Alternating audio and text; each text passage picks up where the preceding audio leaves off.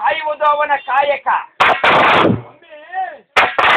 ಹೀಗೆ ನವಣೆಯ ಹೊಲವನ್ನ ಕಾಯುತ್ತಿದ್ದಾನೆ ಧೂಳಿ ಮಂಕಾಳಯ್ಯನು. ಯಾವ ಶ್ರೀಶೈಲ ಮಲ್ಲಿಕಾರ್ಜುನನು ಯಾವ ಧೂಳಿ ಮಂಕಾಳಯ್ಯನನ್ನು ಪರೀಕ್ಷಿಸುವ ಸಲುವಾಗಿ ಒಬ್ಬ ಮುದುಕನ ವೇಷದಲ್ಲಿ ನವಣೆಯ ಹೊಲದ ಬಳಿಗೆ ಬರುತ್ತಿದ್ದಾನೆ. ನವಣೆಯ ಹೊಲದ ಬಳಿಗೆ ಬರುತ್ತಿರುವ ಸಮಯದಲ್ಲಿ ಯಾವ ಶ್ರೀಶೈಲ ಮಲ್ಲಿಕಾರ್ಜುನನು ಆ ಬಾಲಕನ ಶಿಖರದ ಮೇಲೆ ತನ್ನ ಕರವನ್ನಿರಿಸಿ, ಏ ಬಾಲಕ, ನಿನ್ನ ನಾಮಾಂಕಿತವೇನು ಎಂತೆಂಬುದಾಗಿ ಕೇಳಲಾದ. ಆ ಮಲ್ಲಿಕಾರ್ಜುನನ ಸ್ಪರ್ಶದಿಂದ ಆ ಬಾಲಕನು ನನ್ನ ನಾಮಾಂಕಿತ ಧೂಳಿ ಮಂಕಾಳಯ್ಯನೆಂತೆಂಬುದಾಗಿ ನುಡಿದಿದ್ದಾನೆ. ಯಾವ ಹೀಗೆ ನುಡಿದ ಕ್ಷಣವೇ ಯಾವ ಶ್ರೀಶೈಲ ಮಲ್ಲಿಕಾರ್ಜುನನು, ಏ ಧೂಳಿ ಮಂಕಾಳಯ್ಯ, ನನಗೆ ಬಹಳ ದಣಿವಾಗಿದೆ, ನನ್ನ ಬಳಿ ಇರುವ ಮಜ್ಜಿಗೆ ಅಂಬಲಿಯನ್ನು ನನಗೆ ಕೊಡು ಎಂಬುದಾಗಿ ಕೇಳುತ್ತಿದ್ದಾರೆ. ಹೀಗೆ ಕೇಳಿದ ಕ್ಷಣವೇ ಅಲರೇ ರುದ್ರ, ಯಾವ ಧೂಳಿ ಮಂಕಾಳಯ್ಯನು ತನ್ನ ಬಳಿ ಇರುವ ಮಜ್ಜಿಗೆ ಅಂಬಲಿಯನ್ನು ಕೊಟ್ಟಿದ್ದಾನೆ.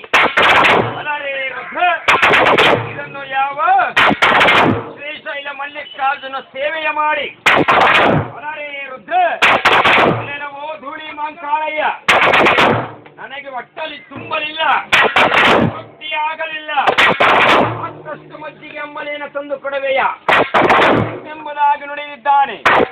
ಯಾವ ಧೂಳಿ ಮಂಕಾಳಯ್ಯನು ನಿಮ್ಮ ನಾಮಾಂಕಿತವೇನೆಂತೆಂಬುದಾಗಿ ನುಡಿದಿದ್ದಾರೆ. ಓ ಧೂಳಿ ಮಂಕಾಳಯ್ಯ, ನನ್ನನ್ನು ಕಲ್ಲಯ್ಯನೆಂಬುದಾಗಿಯೂ ಮಲ್ಲಯ್ಯನೆಂಬುದಾಗಿಯೋ ಲಿಂಗಯ್ಯನೆಂಬುದಾಗಿಯೋ ಕೂಗುತ್ತಾರೆ ಎಂತೆಂಬುದಾಗಿ ನುಡಿಯಲಾಗ ಯಾವ ಧೂಳಿ ಮಂಕಾಳಯ್ಯನು ಓಡೋಡಿ ಬಂದು ತನ್ನ ಮಹಾಮನೆಗೆ ಬಂದು, ತಾಯಿ ಸುಗ್ಗವ್ವೆ, ತಾಯಿ ಸುಗ್ಗವ್ವೆ, ನನಗೆ ಮತ್ತಷ್ಟು ಮಜ್ಜಿಗೆ ಅಂಬಲಿಯನ್ನು ಕೊಡು ಎಂತೆಂಬುದಾಗಿ ನುಡಿಯಲಾಗ ಯಾವ ತಾಯಿ ಸುಗ್ಗವ್ವೆಯು ನನ್ನ ಮಗ ಮಾತನಾಡುತ್ತಿರುವನಲ್ಲ ಎಂತೆಂಬುದಾಗಿ ಸಂತೋಷಭರಿತಳಾಗಿ ಮತ್ತಷ್ಟು ಮಜ್ಜಿಗೆ ಅಂಬಲಿಯನ್ನು ಕೊಟ್ಟಿದ್ದಾಳೆ.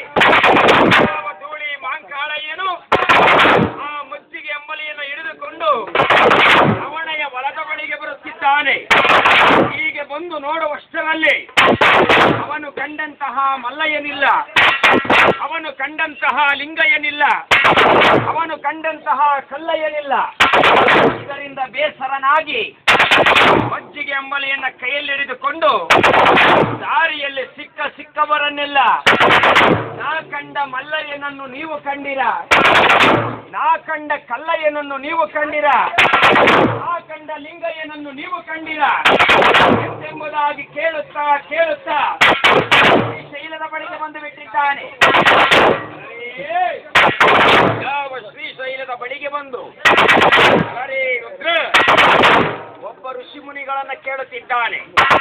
ನಾ ಕಂಡ ಮಲ್ಲಯ್ಯನನ್ನು ನೀವು ಕಂಡಿರ, ನಾ ಕಂಡ ಕಲ್ಲಯ್ಯನನ್ನು ನೀವು ಕಂಡಿರ, ನಾ ಕಂಡ ಲಿಂಗಯ್ಯನನ್ನು ನೀವು ಕಂಡಿರ ಎಂಬುದಾಗಿ ಕೇಳಲಾಗ ಬಾಲಕ, ಈ ಕಂಡ ಮಲ್ಲಯ್ಯನೇ ಮಲ್ಲಿಕಾರ್ಜುನ ಎಂತೆಂಬುದಾಗಿ ನುಡಿದಿದ್ದಾರೆ.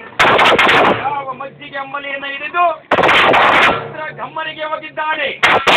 ನಾ ಕಂಡ ಮಲ್ಲಯ್ಯನೇ ಬಾ, ನೀನು ಬಾರದೆ ಹೋದರೆ ಈ ರುದ್ರ ಗಮ್ಮರಿಗೆ ಬಿದ್ದು ಪ್ರಾಣವನ್ನರ್ಪಿಸುವೆ ಎಂಬುದಾಗಿ ನುಡಿದು ಬಿಟ್ಟು ಇಂದೇನು ರುದ್ರ ಗಮ್ಮರಿಗೆ ಬಿದ್ದು ಪ್ರಾಣವನ್ನರ್ಪಿಸುತ್ತಿರುವ ಸಮಯದಲ್ಲಿ ಯಾವ ಶ್ರೀಶೈಲ ಮಲ್ಲಿಕಾರ್ಜುನನು ನೋಡಿ ಬಂದು ಯಾವ ಧೂಳಿ ಮಂಕಾಳಯ್ಯನ ರೆಟ್ಟೆ ಹಿಡಿದೆಳೆದಿದ್ದಾನೆ.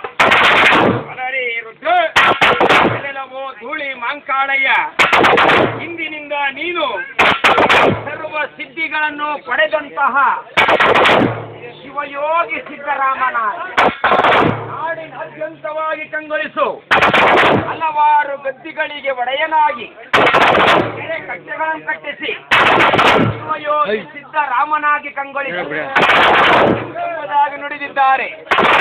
ಅಲರೇ ರುದ್ರ, ಅಪ್ಪರೇ ರುದ್ರ, ಹರ ಹರ, ಯಾವ ಮಲ್ಲಿಕಾರ್ಜುನನ ಆಶೀರ್ವಾದವನ್ನು ಪಡೆದು ಯಾವ ಅಲರೇ ರುದ್ರ ಶಿವಯೋಗಿ ಸಿದ್ದರಾಮ.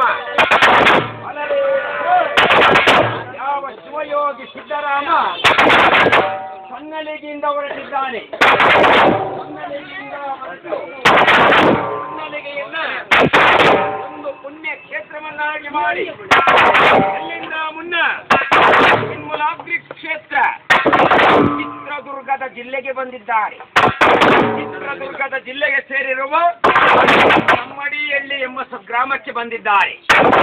ಕಮ್ಮಡಿಹಳ್ಳಿ ಎಂಬ ಸ್ವಗ್ರಾಮವನ್ನ ಪುಣ್ಯ ಕ್ಷೇತ್ರವನ್ನಾಗಿ ಮಾಡಿ ಹೊಳೆಕೆರೆ ಎಂಬ ಸ್ವಗ್ರಾಮಕ್ಕೆ ಬಂದಿದ್ದಾರೆ.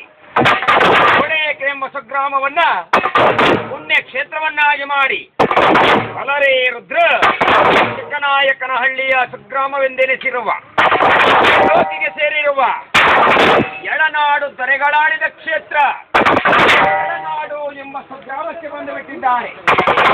ಹೀಗೆ ಎಳನಾಡು ಎಂಬ ಸ್ವಗ್ರಾಮಕ್ಕೆ ಬಂದ ತಕ್ಷಣ ಎಳನಾಡು ಎಂಬ ಸ್ವಗ್ರಾಮದಲ್ಲಿ 7 ಜನ ಅಣ್ಣ ತಮ್ಮಂದಿರು ಸಿದ್ದರಾಮೇಶ್ವರನನ್ನ ಹಣಭಕ್ತಿ ಪೂರ್ವಕವಾಗಿ ಬರಮಾಡಿಕೊಂಡು ದಿನನಿತ್ಯವೂ ಶಿವಪೂಜೆಗೈಯುತ್ತಿದ್ದಾರೆ. ಬಲರೇ ರುದ್ರ ಅಪ್ಪರೇ ರುದ್ರ. ಹೀಗೆ ದಿನವು ಕಳೆದಂತೆ ಆ 7 ಜನ ಅಣ್ಣ ತಮ್ಮಂದಿರಲ್ಲೇ ದ್ವೇಷ ಅಸೂಹೆಗಳೆಚ್ಚಾಗಿ 4 ಜನ ಅಣ್ಣ ತಮ್ಮಂದಿರು 4 ದಿನ ಪೂಜೆ ಮಾಡಿ 4ನೇ ದಿನವರರಾದರು. 3 ಜನ ಅಣ್ಣ ತಮ್ಮಂದಿರು 3 ದಿನ ಪೂಜೆ ಮಾಡಿ 3ನೇ ದಿನವರರಾದರು. ಬಲರೇ ರುದ್ರ ಅಲ್ಲಿಂದ ಮುನ್ನ ಕಾರೇಕುರ್ಚಿ ಎಂಬ ಸ್ವಗ್ರಾಮಕ್ಕೆ ಬಂದಿದ್ದಾರೆ. ಕಾರೇಕುರ್ಚಿ ಎಂಬ ಸ್ವಗ್ರಾಮವನ್ನ ಕ್ಷೇತ್ರವನ್ನಾಗಿ ಮಾಡಿ ಬಲರೇ ರುದ್ರ ಗುಬ್ಬಿ ತಾಲೂಕಿಗೆ ಸೇರಿರುವ ಕೊಪ್ಪ ಎಂಬ ಸ್ವಗ್ರಾಮಕ್ಕೆ ಹೋಗಿದ್ದಾರೆ. ಕೊಪ್ಪ ಎಂಬ ಸ್ವಗ್ರಾಮವನ್ನ ಪುಣ್ಯ ಕ್ಷೇತ್ರವನ್ನಾಗಿ ಮಾಡಿ ಸಿದ್ದರ ಗವಿ ಎಂದೆನಿಸಿರುವ ಸಿದ್ದರ ಬೆಟ್ಟಕ್ಕೆ ಬಂದಿದ್ದಾರೆ. ಸಿದ್ದರ ಬೆಟ್ಟವನ್ನ ಪುಣ್ಯ ಕ್ಷೇತ್ರವನ್ನಾಗಿ ಮಾಡಿ ಬೆಳ್ಳನ ಬೆಳಗಾಗುವುದರ ಮುನ್ನ ತುಮಕೂರು ಜಿಲ್ಲೆಗೆ ಸೇರಿರುವ ಬೆಳಗುಂಬ ಕ್ಷೇತ್ರಕ್ಕೆ ಬಂದು ಬಿಟ್ಟಿದ್ದಾರೆ.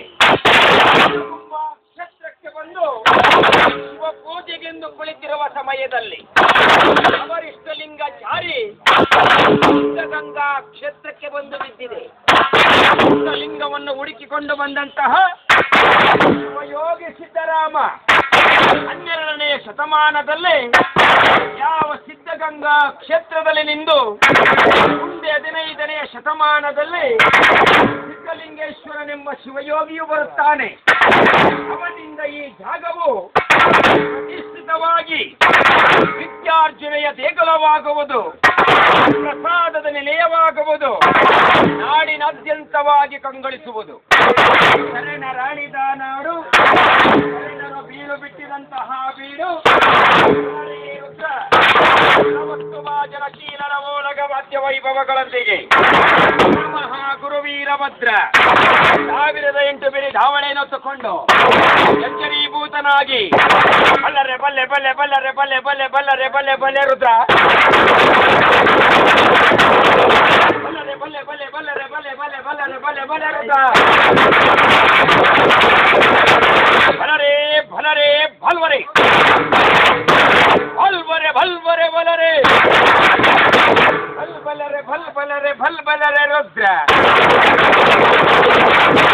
ವೀರಭದ್ರ ವೀರಭದ್ರ ವೀರಭದ್ರ